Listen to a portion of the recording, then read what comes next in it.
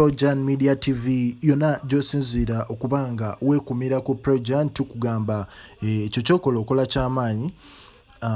Ndowooza mulaba embeera gye tutambuliramu. Omukyala ayina omwana ow'emyezi 8 gwe baakonfamiza okubeera ne coronavirus.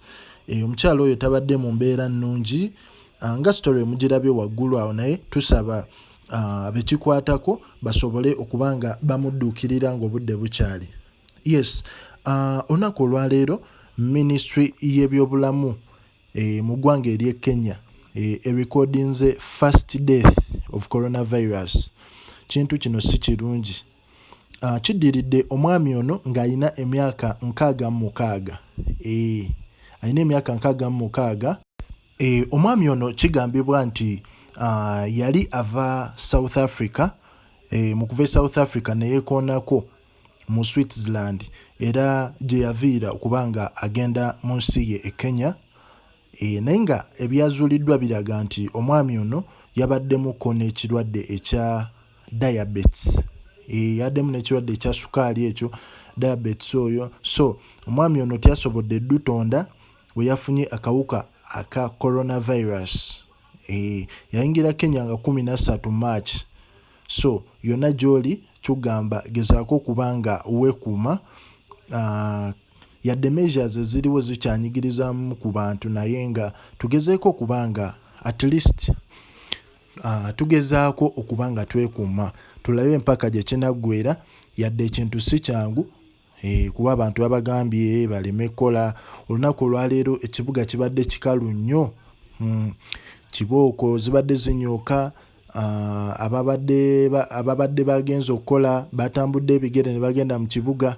Poliisi ne LDU zisibye zikuba abantu emiggo. Naye Minisita Amelia Kyambadde avuddeyo ku nsonga eyo n'agamba nti abantu ba KED babaleke bakole. Babaleke bakole. Buli muntu asobola ofuna access otuuka mu kibuga naddala nga olina edduuka lyo ng'osobola oddiggulawo. You're entitled okubanga ogulawo edduuka lyo n'oba nga osobola okukola ki? Okola.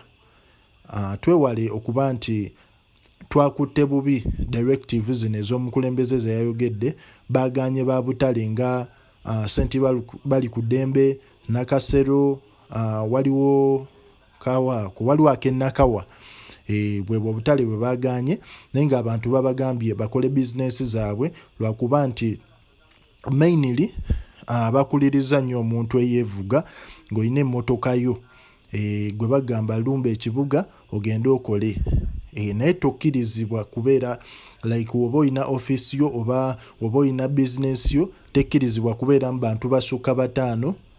So poliisi leero ekikoze mu bukyamu, abantu bakubye babwereere emiggo naye nga nabo kirabika adde tebakifunye mu bulungi. Yonna gy'osinziira gezaako kubanga weekuuma kubanga muganda wange kintu kitabuse. Abantu bali bubi, kigenda osooka okubatta y'enjala.